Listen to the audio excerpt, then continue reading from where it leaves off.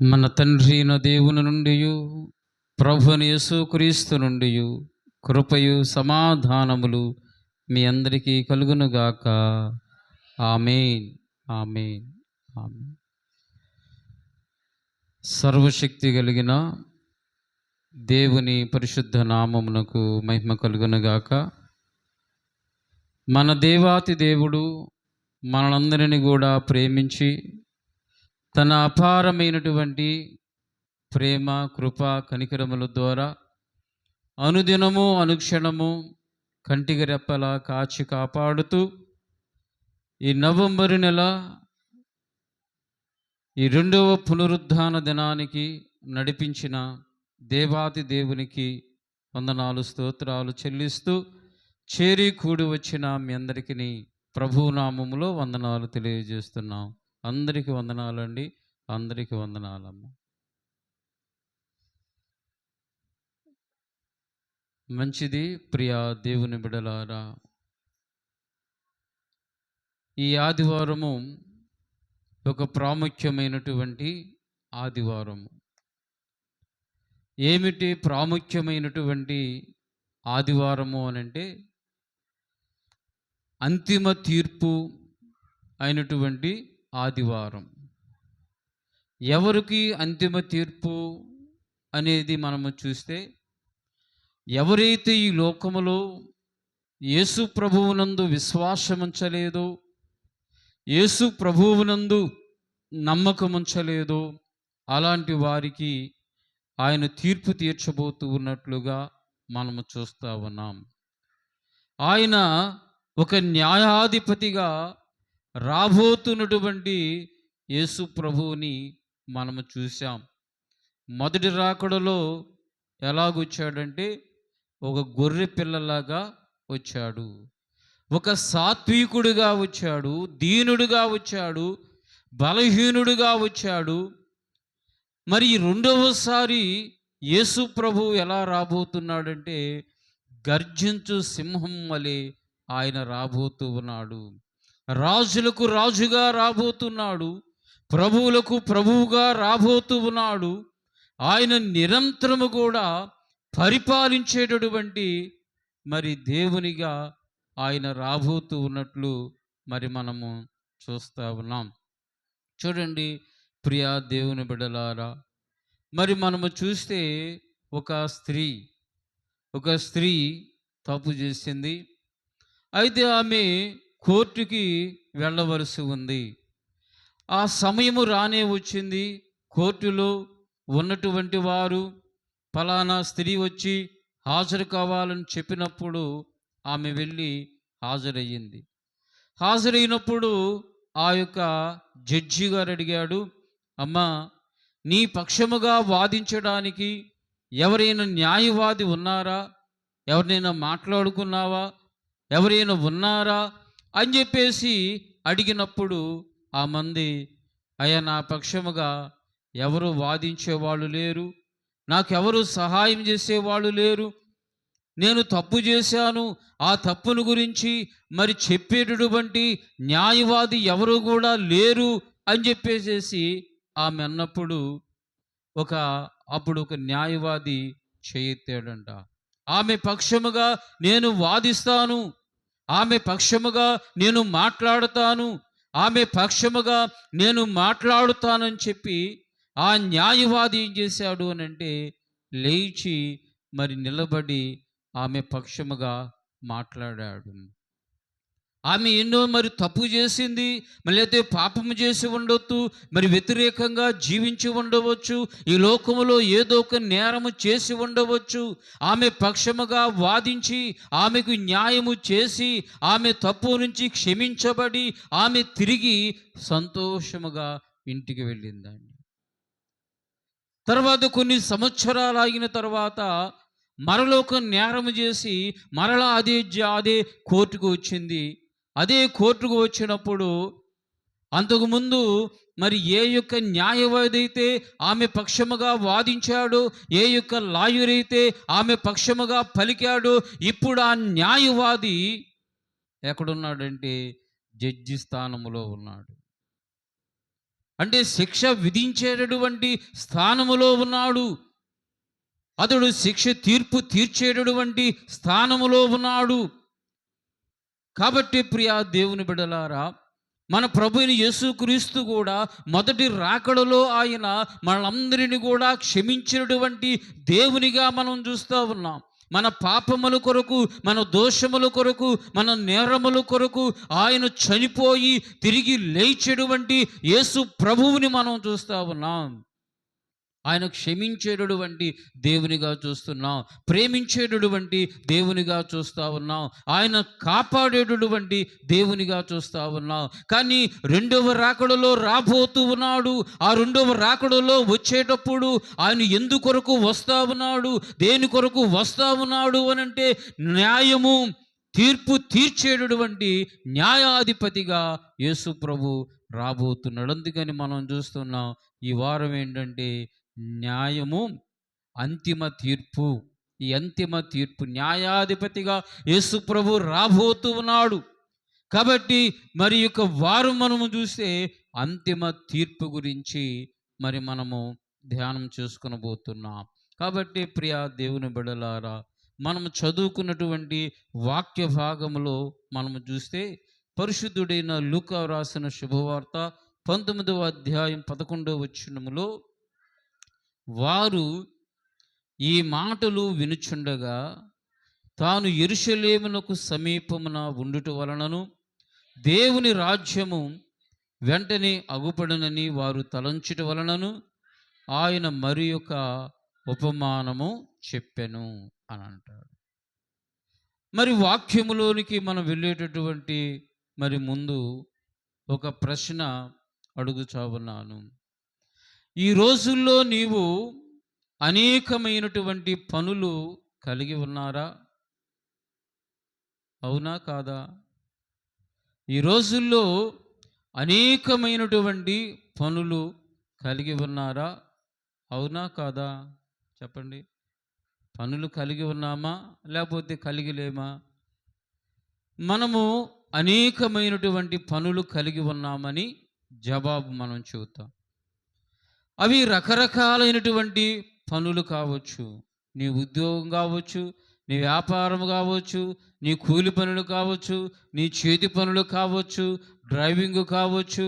నీవే పని అయితే చేస్తున్నావో ఆ పనులలో నీవు ఎలాగూ ఉన్నావంటే నీవు బిజీగా మరి ఉన్నాము. కాబట్టి ప్రియా దేవుని బిడ్డలారా, మరి ఈ లోక సంబంధమైనటువంటి పనులలో, ఈ లోక సంబంధమైనటువంటి జీవితాన్ని జీవిస్తూ నీవు ఎన్నో పనులతో, భారముతో నీవు కలిగి ఉన్నావు. అయితే యేసు ప్రభువుని గురించేటువంటి సువార్త విషయములో నువ్వెంత మరి బిజీగా నీవు కలిగి ఉన్నావు. ఈరోజు ఏంటంటే యేసు ప్రభువు నీకు అప్పగించేటువంటి పనిలో కానీ, నీకు అప్పగించబడినటువంటి సువార్త పరిచర్యలో కానీ, నీకు అప్పగించబడినటువంటి మరి దేవుడిని రక్షించుకున్నటువంటి పనిలో నువ్వెంత బిజీగా మరి నీవు ఉన్నావు. ఎందుకంటే దేవుడు తన రాజ్యముతో ఆయన రాబోతూ ఉన్నాడు. ఆయన రాజ్యములో మనం ప్రవేశించాలి అనంటే, ఆయన రాజ్యములో మనము జీవించాలి అనంటే, ఆయన రాజ్యముతో మనము ఉండాలి అనంటే, మన యొక్క జీవితములో దేవుని యొక్క పనిలో ఎంత బిజీగా మనం ఉంటూ ఉన్నాము, అది ప్రశ్న. దేవుని యొక్క పరిచర్యలో కానీ, దేవుని యొక్క సువార్త పనిలో కానీ మనము ఏ రీతిగా మనం బిజీగా మనం ఉంటా ఉన్నాం. దేవుడు వ్యక్తిగతముగా మరి పనిని గురించి దేవుడు ఆలోచించమని మనల్ని కోరుతా ఉన్నాడు. దేవుని యొక్క సువార్తను ప్రకటించే విషయములో కానీ, దేవుని యొక్క సువార్తని బోధించే విషయములో కానీ, దేవుని యొక్క సువార్తను ఇతరులకు అందించే విషయములో మనం ఎంత బిజీగా ఉంటున్నాం, ఎంత బాధ్యతగా ఉంటున్నాం, ఎంత నమ్మకముగా ఉంటున్నాం అనేది ఈ ఉదయకాల సమయములో దేవుడు మనందరినీ కూడా ఆలోచించమని ఈ దినాన ఉపమానాన్ని తెలియజేస్తున్నాడు. కాబట్టి ప్రియా దేవుని బిడ్డలా, మనమందరము సువార్తను ప్రకటించేటటువంటి వారముగా మనం ఉండాలని దేవుడు కోరుకుంటా ఉన్నాడు. కాబట్టి ప్రియా దేవుని బిడ్డలారా, అందుకని మనమందరం మొట్టమొదటిగా చూస్తే మనమందరము కూడా దేవుని యొక్క సువార్తను ప్రకటించేటటువంటి వారముగా మనం ఉండాలని దేవాతి దేవుడు తెలియజేస్తున్నాడు. కాబట్టి యేసు ప్రభు ఇక్కడ ఒక ఉపమానం చెబుతున్నాడు. ఎందుకు ఆ ఉపమానం చెబుతున్నాడు? ఎందుకు ఈ ఉపమానం గురించి ఆయన చెప్పవలసినటువంటి పనేమిటి? యేసు ప్రభు ఆయన యెరూషలేముకి పస్కాని ఆచరించడానికి ఆయన వెళుతున్నాడంట. పస్కా పండుగని ఆచరించడానికి యేసు ప్రభు వెళతా ఉన్నాడంట. ఆ పస్కా పండుగను ఆచరించడానికి వెళుతూ ఉంటే మరి వారందరూ కూడా అనుకున్నారు, యేసు ప్రభువు రోమా ప్రభుత్వము నుండి మనకు విడుదల కలుగజేస్తాడు, మనకు రోమా అధికారము నుంచి మనల్ని విమోచిస్తాడు, మనం ఆయన రాజ్యములో మనం ఉంటాం, ఈ భౌతిక సంబంధమైనటువంటి రాజ్యమును స్థాపిస్తాడు, ఈ భౌతిక సంబంధమైన రాజ్యమును నిర్మిస్తాడు, ఈ భౌతికమైన సంబంధమైన రాజ్యములో మనము మరి ఉంటాము అని చెప్పేసి వారందరూ కూడా ఏం చేశారంటే ఆలోచన కలిగి వారు ఉంటా ఉన్నారండి. కాబట్టి ప్రియా దేవుని బిడ్డలారా, ఎందుకంటే హేరోదు కూడా అదే పని చేస్తారండి. హేరోదులు కూడా అధికారం కావాలంటే ఎవరి దగ్గరికి వెళ్ళేవారు? రోమా ప్రభుత్వం దగ్గరికి వెళ్ళేవారు. రోమా ప్రభుత్వం దగ్గరికి వెళ్ళి వారితో మాట్లాడి, వారితో సంప్రదింపులు జరిపి, వారితో మాట్లాడి ఏం చేసేవాళ్ళంటే వారు వచ్చి ఈ యొక్క యూదులని పరిపాలించేవాళ్ళు. కాబట్టి యేసు ప్రభువుని గురించి కూడా అదే అనుకున్నారు. యేసు ప్రభువుని గురించి వారు ఏమనుకున్నారంటే ఈ భౌతికమైనటువంటి రోమా ప్రభుత్వమును ఓడించి, రోమా ప్రభుత్వమును జయించి మనకు ఒక రాజ్యమును యేసు ప్రభు తీసుకొస్తాడని చెప్పి అనుకుంటే యేసు ప్రభు దానికి వ్యతిరేకంగా మరి ఉపమానం చెప్పాడండి. కాబట్టి ప్రియా దేవుని బిడ్డలారా, మరి ఉపమానములో మనము చూస్తే అక్కడ 13 వచనంలో అంటాడు, తన దాసులను 10 మందిని పిలిచి వారికి 10 మీనాలనిచ్చి నేను వచ్చు వరకు వ్యాపారం చేయడని వారితో చెప్పాను అని అంటాడు. చూడండి, అక్కడ మరి ఒక రాజకుమారుడు మనకు కనబడుతున్నాడు. మరి రాజకుమారుడు రాజ్యమును సంపాదించుకుని మరలా రావాలని దూరదేశం ప్రయాణమై వెళ్ళాడు. ఒక రాజ్యం సంపాదించుకు రావాలి. ఆ రాజ్యం సంపాదించుకు రావడానికి ఏం చేశాడంట?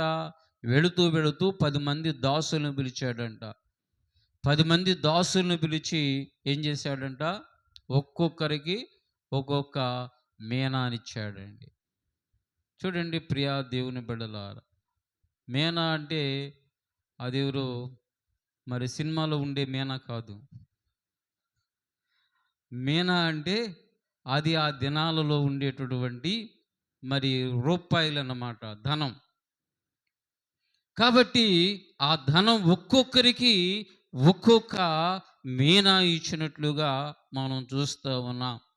అది ఆ దినాలలో ఎంత ఉందంటే ఇంచుమించు 50 రూపాయలు ఒక్కొక్క మీనా వచ్చి ఆ దినాలలో ఇంచుమించు 50 రూపాయలతో సమానము. అంటే అది ఎంత సమానం అంటే ఒక వ్యక్తి 3 నెలల జీతంతో సమానం అన్నమాట. ఒక్కో మీనా వచ్చి ఒక వ్యక్తి 3 నెలలు కష్టపడితే, 3 నెలలు శ్రమ పడితే, 3 నెలలు పని చేస్తే ఆ పనికి అతనికి ఇచ్చేటటువంటి జీతము ఎంత అంటే ఒక మీనా ఇస్తారన్నమాట. కాబట్టి ఆ రీతిగా 10 మంది దాసులు పిలిచి ఒక్కొక్కరికి ఒక్కొక్క మీనా ఇచ్చి మరి ఆ రాజకుమారుడు రాజ్యము సంపాదించు రావడానికి దూర దేశము, దూర ప్రాంతము మరి వెళ్ళాడండి.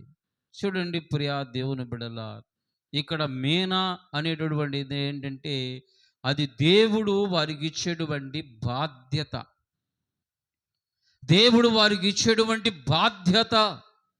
కాబట్టి వారికి ఇచ్చేటువంటి ఆ మీనాతో వ్యాపారం చేయండి, మీరు అభివృద్ధి పొందండి, మీరు ఆశీర్వదించబడండి, మీరు లాభము సంపాదించుకోనండి అని చెప్పేసి వారికి ఆ ధనము ఇచ్చి ఆయన దూరదేశము, దూర ప్రాంతము వెళ్ళిపోయాడు.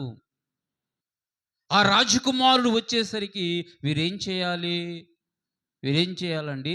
ఆ ఇచ్చేటువంటి ధనమును వీరేం చేయాలి? వ్యాపారం చేయాలి అని అంటాడు. వ్యాపారం చేసి అభివృద్ధి పొందాలి. వ్యాపారం చేసి మరి దీవించబడాలి. చూడండి ప్రియా దేవుని బిడ్డలారా. అయితే ఇక్కడ యేసు ప్రభువు ఏం చేస్తున్నాడంటే, మరి క్రైస్తవులమైనటువంటి మనకు, దేవుని బిడలమైనటువంటి మనకు ఏం చేశాడంటే, సువార్తను ప్రకటించేటటువంటి బాధ్యతను కూడా మనకి అప్పగించాడు. ఎవరైతే యేసుక్రీస్తు రక్తము ద్వారా కడగబడి ఉన్నారో, యేసుక్రీస్తునందు విశ్వాసం ఉంచారో, యేసుక్రీస్తులో జీవిస్తా ఉన్నారు, యేసుక్రీస్తులో మేము నమ్ముకున్నామని మరి చెబుతా ఉన్నారు, వారందరూ కూడా దేవుని యొక్క సువార్తను ప్రకటించేటటువంటి బాధ్యతనిచ్చాడు. నాకు, నీకు, మనందరికీ కూడా ఆ బాధ్యతని మరి యేసు ప్రభు ఇచ్చాడు. సువార్త ప్రకటించేటటువంటి బాధ్యత ఒక దైవ సేవకులదే కాదు. దైవ సేవకులతో పాటు మరి దేవుని సంఘములో ఉన్నటువంటి ప్రతి ఒక్కరికి ఆ బాధ్యత దేవుడు అప్పగించాడు. మీనా ఏం చేశాడు? వారికి వ్యాపారం చేయమని వారికి ఇచ్చి వెళ్ళిపోయాడండి. అలాగే దేవుని యొక్క సువార్తను కూడా మనకిచ్చాడు. దేవుని యొక్క సువార్తను మీకు ఇచ్చి మీరు బాధ్యతగా మీరు నడుచుకొనండి, బాధ్యతగా మీరు ప్రకటన చేయండి, బాధ్యతగా మీరు బోధించండి అని చెప్పి యేసు ప్రభువు కూడా ఏం చేశాడంటే, ఆ సువార్తను ప్రకటించేటటువంటి బాధ్యత ఈనాడు మనందరికీ కూడా ఆయన మరి ఇచ్చి ఉన్నాడు. కాబట్టి ప్రియా దేవుని బిడ్డల, అందుకని ఇర్మియా గ్రంథంలో మనం చూస్తే అక్కడ 26వ అధ్యాయం 2వ వచనములో యెహోవా ఆజ్ఞ ఇచ్చునదేమనగా, నీవు యెహోవా మందిరావరణములలో నిలిచి నేను నీకు ఆజ్ఞాపించు మాటలన్నిటినీ యెహోవా మందిరములో ఆరాధించుటకై వచ్చు యోధా పట్టణస్థులందరికీ ప్రకటించుము. వాటిలో ఒక్క మాటైనను చెప్పక విడవకూడదు అంటా ఉన్నాడు. చూడండి, ఇర్మియా ప్రవక్తకి దేవుడు ప్రత్యక్షమై దేవుడు తెలియజేస్తూ ఉన్నాడు. నేను ఏ వాక్యములైతే నీకు బోధించానో, ఏ మాటలైతే నీకు తెలియజేశానో, నీవు ఈ మందిర ఆవరణములో నిలిచి ఉండి మరి దేవునిని ఆరాధించడానికి వచ్చేటటువంటి ప్రజలందరికీ కూడా వాటిని నీవు ప్రకటించుము. చూడండి ప్రియా దేవుని బిడ్డల, యోధా ప్రజలందరూ కూడా దేవుని మందిరముకు వచ్చి దేవునిని ఆరాధన చేస్తారు, దేవునిని స్తుతిస్తారు, దేవుని వాక్యమును వారు వింటారు. కాబట్టి వచ్చేటువంటి వారందరికీ కూడా ఏం చెప్పండి ఉన్నాడు? దేవుని వాక్యమును నీవు ప్రకటన చేయి అని చెప్పేసి మరి ఇక్కడ ఇర్మియా ప్రవక్తకి తెలియజేస్తున్నాడండి. చూడండి, వాటిలో ఒకటైనను చెప్పక విడవకూడదు. ఎవరు ఏమనుకుంటారు, ఎవరు ఏదో అనుకుంటారు అని చెప్పేసి నీవు అనుకోకూడదు. కాబట్టి దేవుని మాటలు ఉన్నది ఉన్నట్లుగా చెప్పాలి, ఉన్నది ఉన్నట్లుగా బోధించాలి, ఉన్నది ఉన్నట్లుగా ప్రకటన చేయాలి. కాబట్టి దానిలో ఒక్క మాటైనను పొల్లైనా కానీ తీసివేయకూడదంట. ఇంకేం చేయకూడదు? ఏం చేయకూడదమ్మా? కలపకూడదు. ఒక మాట దేవుని వాక్యాన్ని ఓ పొలుగు తీసేయకూడదు, అలాగే కలపకూడదు.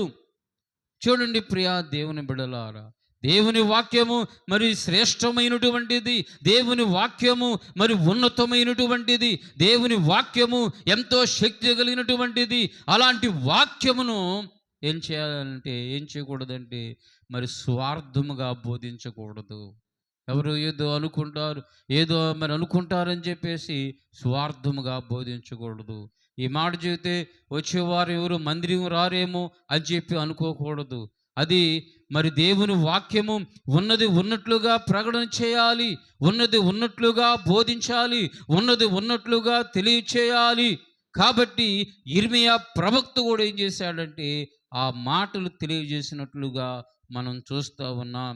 3వ వచనములో, వారి దుర్మార్గమును బట్టి వారికి చేయదలసిన కీడును చేయక నేను సంతాపపడినట్లుగా వారు ఆలకించి తన దుర్మార్గమును విడుచుదురేమో అని అంటాడండి.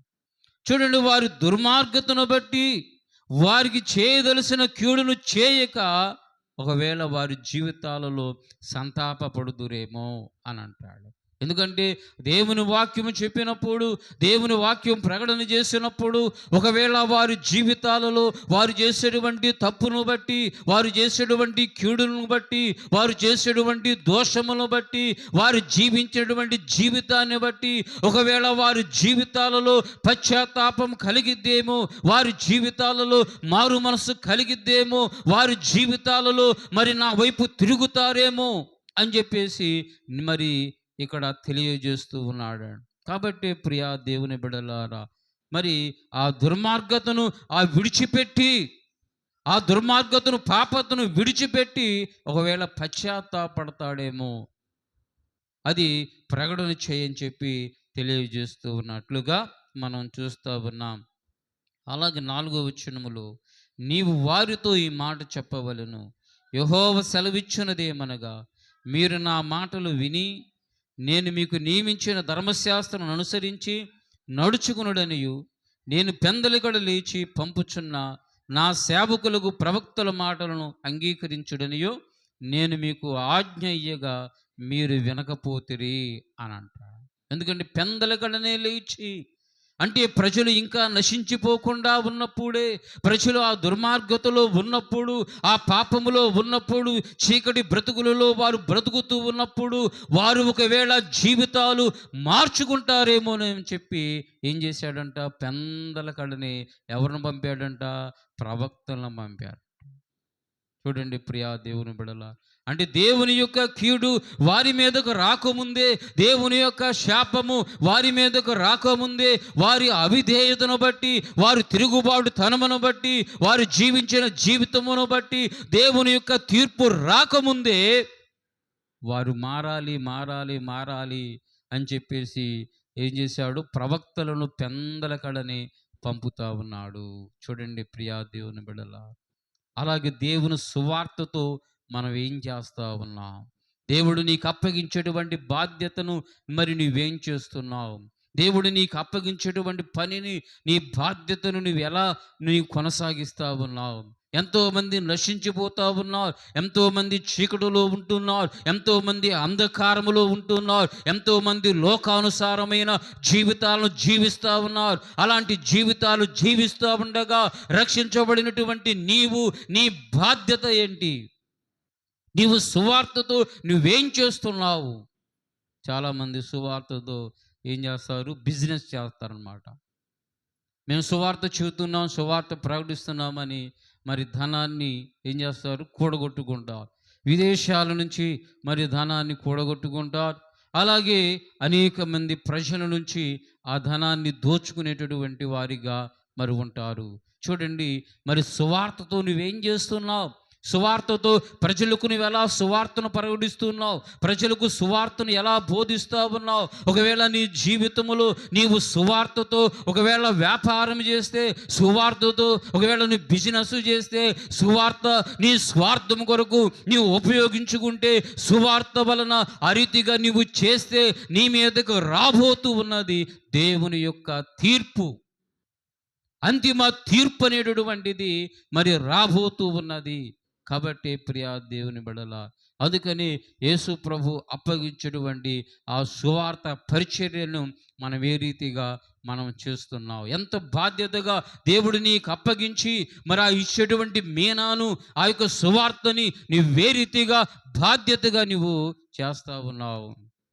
కాబట్టి ప్రియా దేవుని బిడ్డల, అందుకని మన ప్రభువైనటువంటి యేసు క్రీస్తు ఏం చేశారు, ఆయన మరి సువార్తను ప్రకటించాడు. మీరు మారు మనసు పొందండి, దేవుని రాజ్యం సమీపిస్తుందని సువార్త ప్రకటించారు. తర్వాత యేసు ప్రభు శిష్యులు కూడా, వారు కూడా మరి యేసు ప్రభు సువార్తను ప్రకటించినట్లుగా మనం చూస్తూ ఉన్నాం. తర్వాత రక్షించబడిన వారు, ఆ మొదటి సంఘము కూడా వారు చెదిరిపోయినప్పుడు, శ్రమలలో ఉన్నప్పుడు, బాధలలో ఉన్నప్పుడు, ఆయా ప్రాంతాలకు వెళ్ళినప్పుడు కూడా అక్కడ దేవుని యొక్క సువార్తని ప్రకటించినట్లుగా మనం చూస్తూ ఉన్నాం. కాబట్టి ప్రియా దేవుని బిడ్డలారా, అందుకని మనమందరం కూడా సువార్తను ప్రకటించేటటువంటి వారంగా మనం ఉండాలి. కాబట్టి దేవుడు నీకు అప్పగించేటువంటి పని మన ఈ లోక సంబంధమైన పనుల్లో మనం బిజీగా ఉండడం కాదు. ఈ లోక సంబంధమైన జీవితం కొరకు మనం బిజీగా గడపటం కాదు. దేవుడు నీకు అప్పగించేటువంటి పనిలో, నీకు అప్పగించేటువంటి బాధ్యతలో నువ్వెంత బిజీగా ఉంటావున్నావు. అలాగని చెప్పి కొంతమంది ఈ లోక విషయాలలో ఏం చేస్తారు, చాలా బిజీగా ఉంటారు. ఈ లోక సంబంధమైన విషయాలలో బిజీగా ఉంటారు. వారేం చేస్తున్నారు, వీరేం చేస్తున్నారు, వారేం మాట్లాడుకుంటున్నారు, వీరేం మాట్లాడుకుంటున్నారు, ఇక్కడి విషయాలు అక్కడికి, అక్కడి విషయాలు ఇక్కడికి మోసేటటువంటి వాటితో ఎలా ఉంటారు? మనం కాదులేండి, ఉండేవాడి సంగతి చెప్పే. ఎలా ఉంటారు? వాటిలో చాలా బాధ్యతగా ఉంటారు. అక్కడేం జరుగుతుంది, ఇక్కడేం జరుగుతుంది, ఇక్కడి విషయాలు అక్కడికి, అక్కడి విషయాలు ఇక్కడికి, ఆ పనిలో బిజీగా ఉంటారు, ఆ పనిలో బాధ్యతగా ఉంటారు, ఆ పనిలో ఎంతో భారముతో ఉంటారు. కానీ దేవుడు అప్పగించేటువంటి పనిలో మాత్రం బాధ్యతగా ఉండరు. దేవుడు అప్పగించేటువంటి సువార్త పరిచర్యలో బాధ్యతగా ఉండరు. దేవుడు అప్పగించేటువంటి ఆ సువార్త పరిచర్యలో నమ్మకముగా ఉండరు. కాబట్టి ప్రియా దేవుని బిడలారా, అందుకని యేసు ప్రభు మనకిచ్చేటువంటి ఆ పనిలో మనం ఎంతో బాధ్యతగా ఉండాలని చెప్పి తెలియజేస్తూ ఉన్నట్లుగా మనం చూస్తూ ఉన్నాం. చూడండి, రెండవదిగా మనం చూస్తే మనము సంపాదించిన దానిని గురించి మనకు తెలియజేస్తూ ఉన్నాడు. మనం ఎంత సంపాదించాం అనే దానిని గురించి మనకు తెలియజేస్తున్నట్లుగా మనం చూస్తూ ఉన్నాం. అక్కడ మనం చూస్తే 15వ వచనములో లూకాసు వార్త చదవండి అమ్మ. అతడు ఆ రాజ్యం సంపాదించుకుని తిరిగి వచ్చినప్పుడు ప్రతి వాడును వ్యాపారం వలన ఏమేమి సంపాదించునో తెలుసుకునుటకై తాను సొమ్మిచ్చిన దాసులను తన యొద్దకు పిలువమని ఆజ్ఞాపించెను అంటాడు. అంటే రాజకుమారుడు కూడా రాజ్యం సంపాదించుకొని తిరిగి వచ్చాడు. ఇప్పుడు ఎవరు రాబోతున్నారు? యేసు ప్రభు మరలా రాబోతూ ఉన్నాడు. యేసు ప్రభువు ఏ రీతిగా పరలోకానికి వెళ్ళాడో అదే రీతిగా ఆయన తిరిగి రాబోతూ ఉన్నాడు. ఆయన వచ్చినప్పుడు ఏం చేస్తున్నాడంట? వారందరిని కూడా ఏం చేస్తున్నాడు? పిలుస్తూ ఉన్నాడంట. అతడు రాజ్యం సంపాదించుకుని తిరిగి వచ్చినప్పుడు ప్రతివాడును వ్యాపారం వలన ఏమి సంపాదించుకున్ననో తెలుసుకున్నటకై తాను సొమ్మిచ్చిన దాసులను తన యొద్దకు పిలిచాడు. చూడండి, ఆయన వచ్చాడు, రెండవ రాకడలో యేసు ప్రభువు వచ్చి ఇప్పుడు ఏం చేశాడంటే ఆయన అప్పగించేటువంటి ఆ పనిలో ఎవరు ఎంత బాధ్యతగా ఉన్నారు, ఎంత నమ్మకముగా ఉన్నారు అని తెలుసుకోవటానికి ఏం చేశాడంటే ఆ 10 మంది దాసులను కూడా పిలిచాడు. చూడండి, ఆ 10 మందిలో ముగ్గురిని పిలిచినట్లుగా మరి మనం చూస్తూ ఉన్నాం. చూడండి ప్రియా దేవుని బిడ్డలారా, 10 అనేటువంటి అంకె పరిపూర్ణమైనటువంటి అంకె. కాబట్టి ఇక్కడ ఆ 10 మందిని కూడా 10 మందికి ఇచ్చాడు, కానీ ముగ్గురిని పిలిచాడు. కాబట్టి ముగ్గురిని పిలిచి నువ్వెంత సంపాదించావు అని చెప్పేసి మొదటి వాడిని అడుగుతూ ఉన్నట్లుగా మనం చూస్తూ ఉన్నాం. కాబట్టి ప్రియా దేవుని బిడ్డలారా, ఒక సంవత్సరం అయిపోయిందనుకోండి, మనం ఏమనుకుంటాం? మనం పోయిన సంవత్సరం వల్ల పనులు చేసినప్పుడు ఆ చివరిలో మీరందరూ అనుకుంటారు, ఈ సంవత్సరం ఎంత సంపాదించామని అనుకుంటారు. అనుకోరా? ఎవరైనా అనుకుంటారు. ఎందుకంటే ఈ సంవత్సరం నేను ఎంత సంపాదించాను అని చెప్పేసి అనుకుంటారు. అలాగే ఉద్యోగం చేసేవాళ్ళైతే మరి ఈ సంవత్సరం ఎంత మిగిల్చాము, మరి ఎంత ఖర్చు అయిందని చూసుకుంటారు. అలాగే వ్యాపారం చేసేవాళ్ళైతే మరి ఈ సంవత్సరం నష్టం వచ్చిందా, లాభం వచ్చిందా, అయితే ఎంత లాభం వచ్చింది, మరి ఎంత సంపాదించుకున్నాం అని చెప్పేసి మరి చూస్తా రకరకాలుగా మరి మాట్లాడుకుంటూ ఉంటారన్నమాట. కాబట్టి ప్రియా దేవుని బిడ్డలారా, అలాగే మరి దేవాది దేవుడు కూడా, దేవుడు మనకు అప్పగించబడినటువంటి బాధ్యతలో పనిలో ఏం చేస్తూ ఉన్నారంటే మరి ఎంత సంపాదించారు అని చెప్పి దేవుడు అడుగుతూ ఉన్నాడు. వారికి అప్పగించాడు. మరి ఒక్కొక్క వ్యక్తికి ఒక్కొక్క మీనా ఇచ్చాడు. ఆ ఇచ్చేటువంటి మీనాతో నువ్వెంత సంపాదించావు అని చెప్పేసి ఆ యొక్క యేసు ప్రభువు అడుగుతున్నాడు. న్యాయాధిపతి అడుగుతున్నాడు. ఆ న్యాయాధిపతి అడుగుతున్నప్పుడు మరి వారు ఏమని చెబుతున్నారంటే రకరకాలుగా చెబుతున్నట్లుగా మనం చూస్తూ ఉన్నాం. కాబట్టి ప్రియా దేవుని బిడలారా, ఇది భౌతికమైనటువంటి సంపాదన.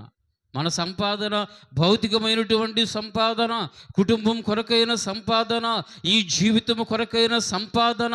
ఈ సంపాదనలో మరి ఎవరు ఎంత సంపాదించారు, ఎన్ని వేలు సంపాదించారు, ఎన్ని లక్షలు సంపాదించారు, ఎన్ని కోట్లు సంపాదించారు అనేది ఈ భౌతికమైనటువంటి సంపాదన గురించి యేసు ప్రభువు అడగటంలా.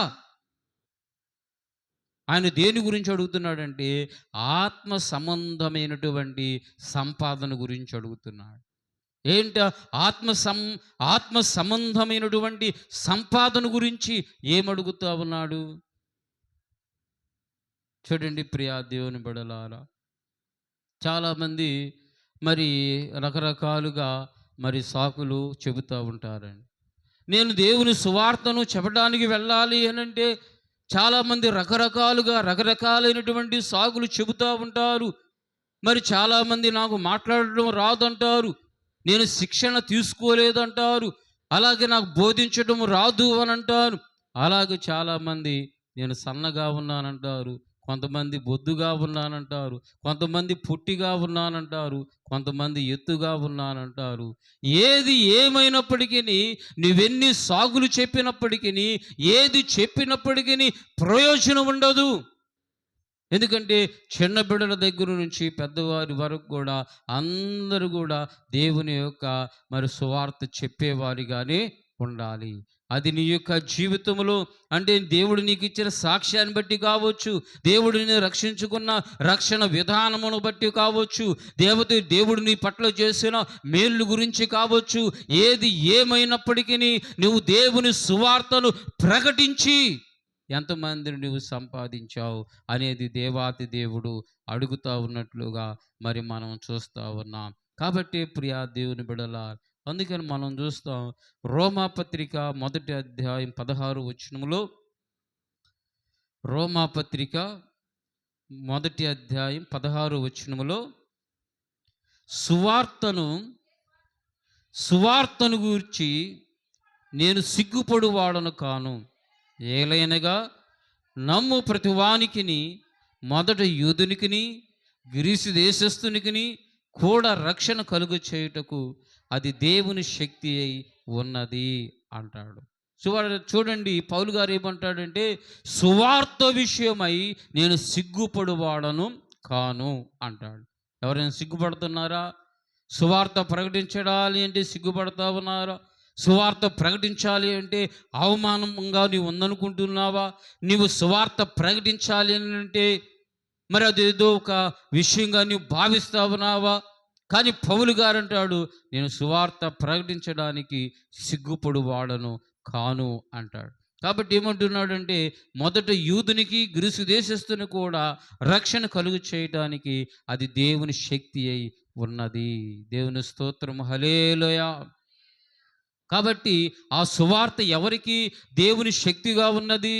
ఆనాడు ఉన్నటువంటి యూదులకు కానీ గ్రీసు దేశస్థులకు కానీ ఉన్నటువంటి అన్య జనులకు కానీ అందరికీ కూడా అది దేవుని యొక్క శక్తి అయి ఉన్నది. కాబట్టి సువార్త అనేది అందరికీ అవసరమైనటువంటిది. సువార్త అనేటటువంటి అందరికీ ప్రయోజనకరమైనటువంటిది. కాబట్టి ప్రియా దేవుని బిడ్డలారా, ఆ సువార్త గురించి ఒకానొక దినాన దేవుడు మనందరిని కూడా లెక్క అడుగుతా ఉన్నాడు. నువ్వు ఎంతమందికి సువార్త ప్రకటించావు? ఎంతమందికి సాక్షిగా ఉన్నావు? ఎంతమందికి నీ సాక్ష్యాన్ని పంచుకున్నావు? ఎంతమందికి నీ చేసిన మేలులు ఇతరులతో పంచుకున్నావు? ఎంతమంది నువ్వు దేవుని సన్నిధికి నడిపించావు? ఎంతమందిని దేవుని దగ్గర నడిపించావు? నీవెంతగా నీ బాధ్యతగా ఉన్నావు అని చెప్పి దేవాతి దేవుడు ఒకానొక దినాన మనందరిని కూడా ఆయన అడగబోతున్నాడు. ఎప్పుడంటే అంతిమ తీర్పు దినాన ఆయన అడగబోతున్నాడు. కాబట్టి ప్రియ దేవుని బిడ్డల, అందుకని మరి మనం ఏ రీతిగా ఉండాలో అక్కడ 16వ వచనం నుండి మనం చూస్తూ ఉన్నాం. మొదటివాడు ఆయన యొద్దకు వచ్చి, అయ్యా, నీ మీనా వలన 10 మీనాలు లభించినని చెప్పగా, అతడు, భళా, మంచి దాసుడా, నీవు ఈ కొంచెములో నమ్మకముగా ఉంటివి గనుక 10 పట్టణముల మీద అధికారివై ఉండుమని వానితో చెప్పెను. అందుడు రెండో వాడు వచ్చి, అయా, నీ మీనా వలన 5 మీనాలు లభించెను. అతడును, నీవును 5 పట్టణముల మీద ఉండుమని అతనితో చెప్పాను. చూడండి ప్రియా దేవుని బిడ్డలారా, మరి ఇక్కడ మనము న్యాయమైనటువంటి బహుమానాన్ని, మనం చేసినటువంటి పనికి న్యాయవంతమైన బహుమానాన్ని దేవుడు మనకిస్తా ఉన్నాడు. మూడవదిగా, మనము న్యాయవంతమైన బహుమానాన్ని మనం పొందుతా ఉన్నాం అంటాడు. చూడండి, మొదటివాడు వచ్చి అంటాడు, అయ్యా, నీ మీనా వలన ఎన్ని సంపాదించాడంట? 10 మీనాలు. అంటే దేవుడు తనను రక్షించుకుంటే, తనను కాపాడుకుంటే, ఆ సువార్తను ప్రకటించి, ఆ సువార్తను బోధించి ఎంతమందిని సంపాదించాడు అని అంటే 10 మందిని సంపాదించాడు. 10 మందిని దేవుని సన్నిధికి తీసుకుని రాగలిగాడు. 10 మందిని అతడు సంపాదించుకున్నాడు. కాబట్టి దేవుడు అంటూ ఉన్నాడు, బలా నమ్మకమైనటువంటి మంచి దాసుడా, ఈ కొంచెములో నీవు నమ్మకముగా ఉన్నావు కాబట్టి 10 పట్టణాల మీద అధికారివై ఉండు అని అంటాడు. చూడండి ప్రియా దేవుని బిడ్డలా, అలాగే దేవుని ఎదుట మనందరము కూడా లెక్క అప్పగించవలసిన వారముగా మనం ఉంటా ఉన్నాం.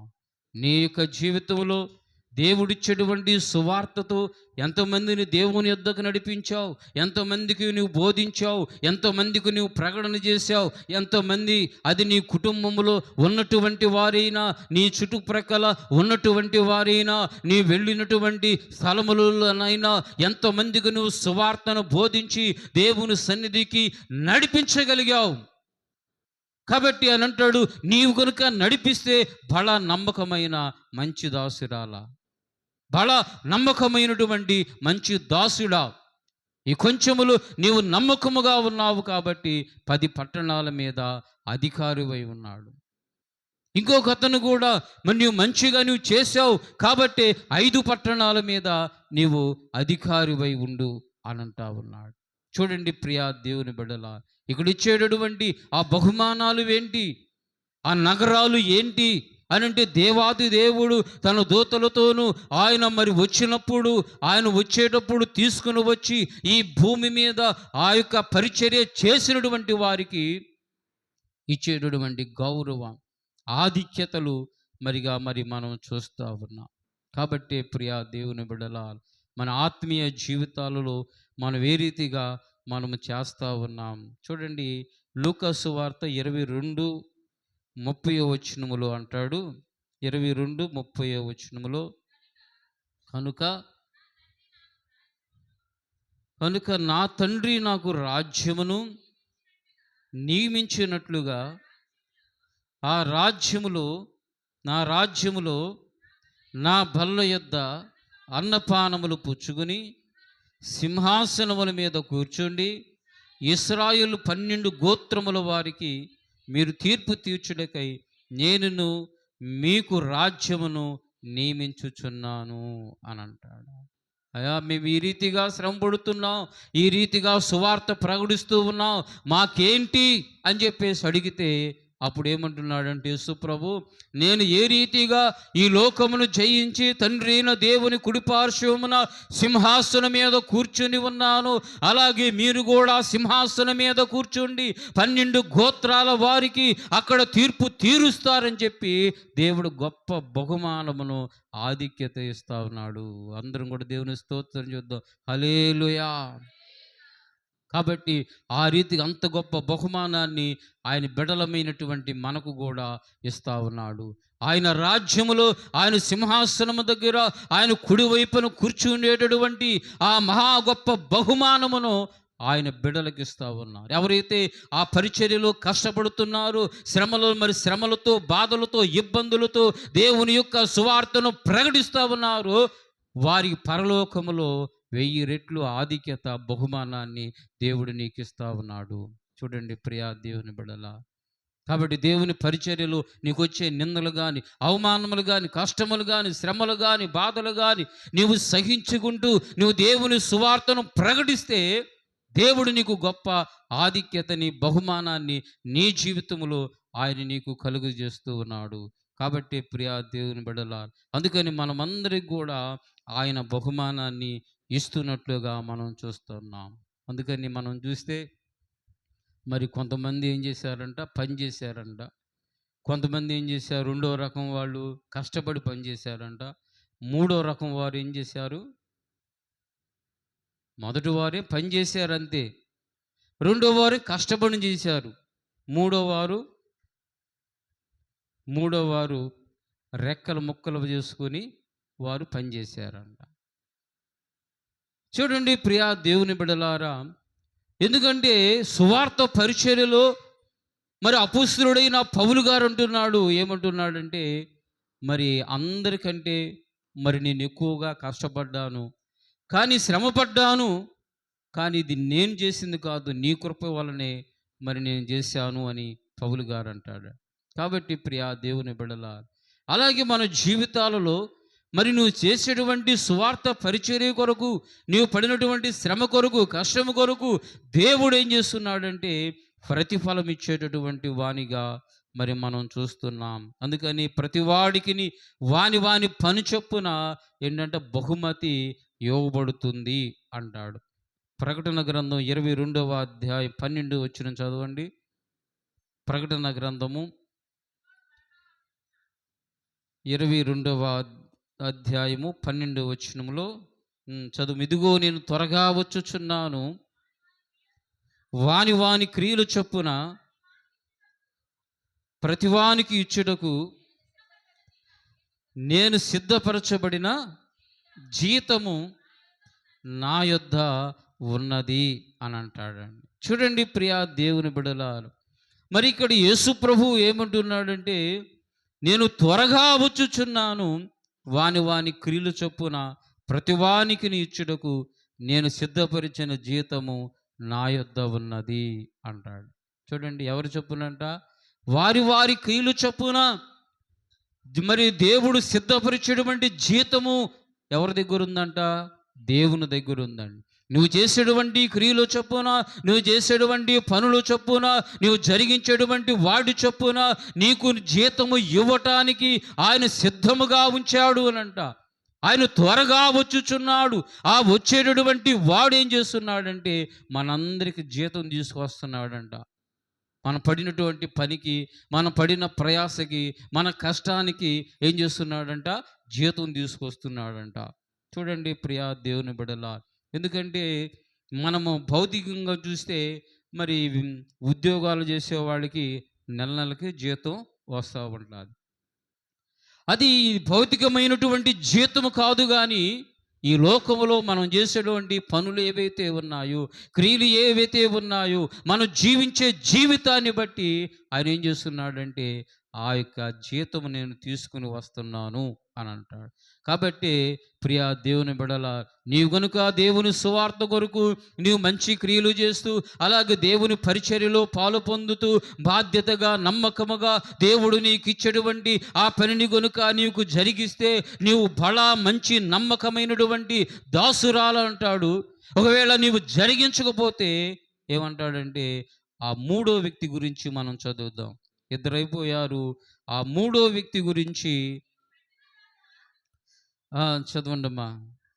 అంతటా మరి ఒకడు వచ్చి, అయ్యా ఇదిగో నీ మీన, నీవు పెట్టిన దానిని ఎత్తుకుని వాడవును, విత్తన దానిని కోయివాడునని కఠినుడు గనుక నీకు భయపడి దీని రుమాలును కట్టి ఉంచిదని చెప్పాను. అందుకు అతడు, చెడ్డ దాసుడా, నీ నోటి మాటను బట్టి నీకు తీర్పు తీర్చుదును. నేను పెట్టిన దానిని విత్తువాడును, విత్తన దానిని కోయివాడును కఠినుడని నీకు తెలిసి ఉండగా నీవెందుకు నా సొమ్ము సావుకారుల యొద్ద ఉంచలేదు? అట్లు చేసి ఉండినడలా నేను వచ్చి వడ్డీతో దానిని తీసుకుందునని చెప్పాను. చూడండి ప్రియా దేవుని బిడ్డలా, మూడో వ్యక్తి ఆ ఇచ్చేటువంటి మీనా తీసుకువెళ్ళి ఏమైనా చేశాడా? ఏమని చేశాడా? ఏమీ చేయలా. అది తీసుకుని వెళ్ళాడు, రుమాలు కట్టాడు, మూట కట్టాడు. ఆ మూటను కట్టి భూమిలో పెట్టి పాతి పెట్టాడు. దానితో ఏమి చేయలా. చూడండి, అతను ఎలాంటి వాడంటే సోమరైనటువంటి వాడు, దుర్మార్గుడైనటువంటి వాడు, చెడ్డ దాసుడు. ఎందుకంటే ఆ యొక్క రాజకుమారుడు వచ్చినప్పుడు వడ్డీతో సహా తీసుకుంటాడని అతనికి తెలియదా?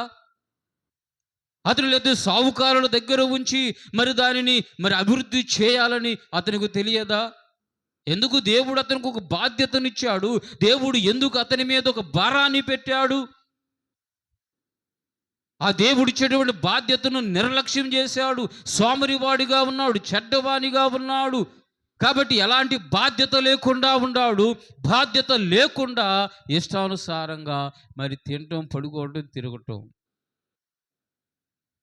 అంటే అలాంటి బాధ్యత లేకుండా ఉన్నాడు. కాబట్టి ప్రియా దేవుని బిడ్డలారా, ఆ యొక్క వ్యక్తిని గురించి దేవుడు ఈ ఆజ్ఞ ఇస్తూ ఉన్నట్లుగా మనం చూస్తూ ఉన్నాం. కాబట్టి ప్రియా దేవుని బిడ్డలారా, ఎందుకంటే అతడు తన కోసము పని చేసుకోవచ్చు, తన కోసము జీవితాన్ని జీవించవచ్చు, ఆయన కోసము ఏవైనా చేసుకుని ఉండొచ్చు, చేసుకోపోయి ఉండొచ్చు. కానీ దేవుడిచ్చేటువంటి పనిని మాత్రము అతడు చేయలేదు. దేవుడిచ్చిన పని మాత్రము నిర్లక్ష్యం చేశాడు. దేవుడిచ్చిన రక్షణ నిర్లక్ష్యం చేశాడు. దేవుడిచ్చేటువంటి రక్షణను దేవునికి కొనసాగించకుండా ఇష్టం వచ్చేటువంటి సోమరితనంగా జీవించాడు.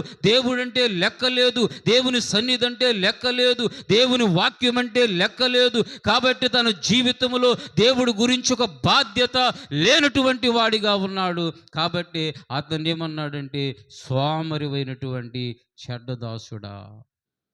చూడండి ప్రియా దేవుని బిడ్డలారా, ఈ దినాన మన జీవితాలలో ఏ రీతిగా జీవిస్తూ ఉన్నాం, ఏ రీతిగా దేవుడిచ్చేటువంటి సువార్తను, పరిచర్యను కొనసాగిస్తూ ఉన్నాం. దేవుడు నీకు ఇచ్చేటువంటి రక్షణ నువ్వు దేవుని సన్నిధిలో దేవుని సువార్త కొరకై ప్రకటన చేయకుండా ఎక్కడో తిరిగితే దాని ప్రయోజనం ఉంటుందా? అదే నిర్లక్ష్యం. నువ్వు దేవుడిచ్చిన సన్నిధిలో నీవు కూర్చొనకుండా, దేవుడిచ్చిన రక్షణ నువ్వు దేవుని ఆరాధించకుండా నువ్వెక్కడో ఉంటే దాని వలన ప్రయోజనం ఏంటి?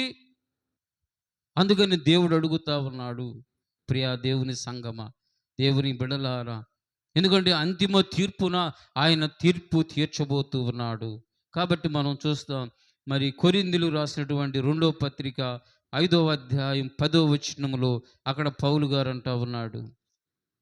5వ అధ్యాయం 10వ వచనములో, ఎందుకనగా తాను జరిగించిన క్రియలు చొప్పున అవి మంచివైనను సరే, చెడ్డవైనను సరే, దేహంతో జరిగించిన వాటి ఫలమును ప్రతివాడును పొందినట్లు మనమందరమును క్రీస్తు న్యాయపీఠం ఎదుట ప్రత్యక్షము కావలేను అంట. చూడండి ప్రియా దేవుని బిడ్డ, ఎవడైనను సరే తాను జరిగించిన క్రియలు చొప్పున అవి మంచివైనను సరే, చెడ్డవైనను సరే, దేహంతో జరిగించిన వాటి ఫలమును ప్రతివాడు పొందినట్లు మనమందరము కూడా ఎక్కడ నిలబడాలంట? క్రీస్తు యొక్క న్యాయపీఠం ఎదుట మనము నిలబడాలంట. కాబట్టి ప్రియా దేవుని బిడలార, దేవుడు నీకు అప్పగించేటువంటి పనిలో, బాధ్యతలో ఎంత నమ్మకముగా నీవు ఉంటా ఉన్నావు. అందుకని పాత పాట ఒకటి, ఏ గుంపులోనున్నవో ఎరిగి తెలుసుకో, గుర్తెరిగి తెలుసుకో, ఏ గుంపులోనున్నవో ఎరిగి తెలుసుకో, గుర్తెరిగి తెలుసుకో, జాగు చేయక వేగమేలుకో, జాగు చేయక వేగమేలుకో, ఏ గుంపులో నుండి ఎరిగి తెలుసుకో, గుర్తెరిగి తెలుసుకో, మరణమనడి మొదటి గుంపు మారని గుంపు, మరణమనడి మొదటి గుంపు మారని గుంపు, నిర్జీవపు గుంపు, దురాత్మ బలముతో తిరిగడి గుంపు, దురాత్మ బలముతో తిరిగడి గుంపు ఏ గుంపులో నుండి ఎరిగి తెలుసుకో తిరిగి తెలుసుకో. కాబట్టి ప్రియా దేవుని బిడలారా, దేవుడు అంతిమ తీర్పు ఆయన తీర్చబోతున్నాడు. కాబట్టి ఏ గుంపులో నీవున్నావో నీవెరిగి తెలుసు. మరణమని ఒక గుంపు ఉన్నది, అది నరకానికి వెళ్ళేటటువంటి గుంపు, ఆరని అగ్నిలోనికి వెళ్ళేటటువంటి గుంపు. ఆ గుంపులో ఉన్నావు లేక మరి దేవుని యొక్క గుంపులో ఉన్నావు. అందుకని యేసు ప్రభు మరి ఆ యొక్క వ్యక్తితో మాట్లాడుతూ ఏమంటున్నాడంటే, మరి అతనిని వ్యతిరేకించిన వారందరినీ కూడా ఏమంటున్నాడు, మరియు నేను తమ్మును ఏలుటకు ఇష్టము లేని నా శత్రువులను ఇక్కడికి తీసుకుని వచ్చి నా ఎదుట సంహరించుడని చెప్పాను. కాబట్టి అంతిమ తీర్పు ఆయన తీర్చబోతున్నాడు. ఆ యొక్క మరణమనే గుంపుకి ఆయన తీర్పు తీర్చబోతూ ఉన్నాడు. కాబట్టి ఆ తీర్పులోనికి వారు ప్రవేశించబోతున్నారు. ఆ నోటి మాటను బట్టియే, ఆ సోమరితనమును బట్టియే, ఆ యొక్క చెడ్డ మరి తలంపును బట్టియే, ఆ దుర్మార్గ పనిని బట్టియే, ఆ బాధ్యత లేనటువంటి జీవితాన్ని బట్టియే దేవుడు అంతిమ తీర్పుని తీర్చబోతూ ఉన్నాడు. అందుకని దినము అంతిమ తీర్పు అనేది మనం జరుపుకుంటా ఉన్నాము. ఒక తీర్పు అనేది ఉంది. ఆ తీర్పు మరి దేవుడు తీర్చే తీర్పు, అంతిమ తీర్పు అనేటటువంటిది దేవుడు మనకి తెలియజేస్తున్నాడు. కాబట్టి అది ఎవరికి అనంటే అవిశ్వాసులైనటువంటి వారికి. తెసలోనిక రాసినటువంటి పత్రికలో మనం చూస్తే అవిశ్వాసులైనటువంటి వారు, దేవునిని ఎరగనటువంటి వారు, దేవుని యందు నమ్మకము ఉంచినటువంటి వారు, అలాంటి వారికి ఏమవుతుందంటే వారికి అగ్నిగుండములో వేస్తాడని చెబుతున్నాడు. 6వ వచనం మనం చూస్తే, ప్రభువైన యేసు తన ప్రభావమును కనబరుచు దూతలతో కూడా పరలోకము నుండి అగ్ని జ్వాలలలో ప్రత్యక్షమై దేవునిని ఎరగని వారికిని, మన ప్రభుని యేసు సువార్తకు లోబడిన వారికిని ప్రతిదండన చేయనప్పుడు, మిమ్మల్ని శ్రమపరచు వారికి శ్రమ పొందుచున్న మీకు మాతో కూడా విశ్రాంతి అనుగ్రహించుట దేవునికి న్యాయమే. దేవుని స్తోత్రము. హల్లెలూయా. చూడండి ప్రియ దేవుని బిడ్డల, దేవాది దేవుడు తన దూతలతో అగ్ని జ్వాలలతో ఆయన రాబోతూ ఉన్నప్పుడు, ఎవరైతే యేసు ప్రభువునందు విశ్వాసం ఉంచలేదో అవిశ్వాసులైనటువంటి వారికి తీర్పు తీర్చడానికి, అలాగే ఎవరైతే మిమ్మల్ని శ్రమలు గురి చేశారో, బాధలు గురి చేశారో, వారు శ్రమ పడటానికిను, అలాగే మీరు శ్రమ పడుతున్నారు, మాతో కూడా విశ్రాంతిలోనికి ప్రవేశించడానికి. కాబట్టి ప్రియా దేవుని బిడ్డలారా, ఒక దినము రాబోతూ ఉన్నది. అది ఎవరికంటే అవిశ్వాసులైనటువంటి వారికి, బాధ్యత లేనటువంటి వారికి, దేవుని సువార్తను నిర్లక్ష్యము చేసినటువంటి వారికి. అందుకని గండమేనయ్యా పాపుల కజ్ఞి గుండమేనయ్యా, గండమేను యమదండన తప్పదు ఖండితముగా నరకాగ్ని గుండము మండుటెండములు దైవమని ఎంచకపోతే గండమేనై. కాబట్టి ప్రియా దేవుని బిడలారా, ఎవరికి అనంటే ఎవరైతే యేసు ప్రభువుని అంగీకరించలేదో, అవిశ్వాసులుగా జీవిస్తున్నారు, వారందరూ కూడా అగ్ని ఖండమే అని చెప్పి తెలియజేస్తున్నాడు. కాబట్టి ప్రియా దేవుని బిడలారా, మన క్రైస్తవ జీవితాల్లో మనము మరి దేవుని బిడలంగా దేవుడిచ్చిన బాధ్యతను మనము నిర్వర్తించే వాళ్ళముగా, దేవుడు వచ్చినప్పుడు బలా నమ్మకమైన మంచి దాసురాల, మంచి దాసుడా అనే రీతిగా మన జీవితాలు, మన నడవడిక, మన ప్రవర్తన, మన యొక్క సువార్త పరిచర్య, ఇవన్నీ కూడా మన జీవితాలు మనం కలిగి ఉండాలని దేవాతి దేవుడు తెలియజేస్తున్నాడు. ఆ రీతిగా మనమందరము కూడా ఒక బాధ్యతగా దేవుడు అప్పగించిన పనిని నమ్మకముగా మరి చేస్తూ ఆయన ఆశీర్వాదాలు, ఆయన దీవెనలు పొందటానికి పరిశుద్ధాత్మ దేవుడు ఈ వాక్య భాగములను దీవించి ఆశీర్వదించునుగాక. ఆమేన్, ఆమేన్. సమస్త జ్ఞానమును మించిన దేవుని సమాధానము ప్రభువైన యేసుక్రీస్తు వలన మీ హృదయాలకు, మీ తలంపులకు కావలి ఉండి నడిపించునుగాక.